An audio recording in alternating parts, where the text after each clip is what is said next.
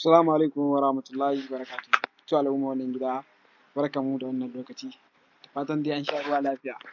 Ta yau mun kawo muku shi da mai suna makauniyar soyayya da zafin wuta da doka. To da mai buƙatar wannan fina-finai zai iya mana magana akan wannan lamba da kuke gani domin a mishi bayani yadda za a yi shiga wannan group. Group ne wanda a lokacin da fim ya hito, to a wannan lokacin kai ma sai ka samu fim ɗin a wannan lokacin, ko in ce maka a mintin da ya fito a wannan mintin kai ma sai ka samu fim ɗin.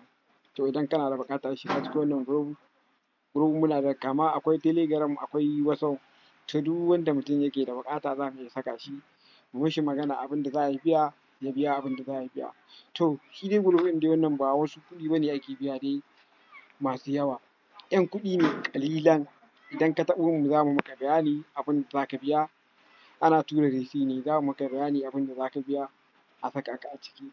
To idan ka diba a wajen comment akwai link na nan mun ajiye wanda da ka dawo shi za ka iya taɓo mu ka mun magana, insha Allah za mu maka bayani yadda za a yi ka shiga wannan group. To a nan muka kawo ƙarshen wannan bidiyo.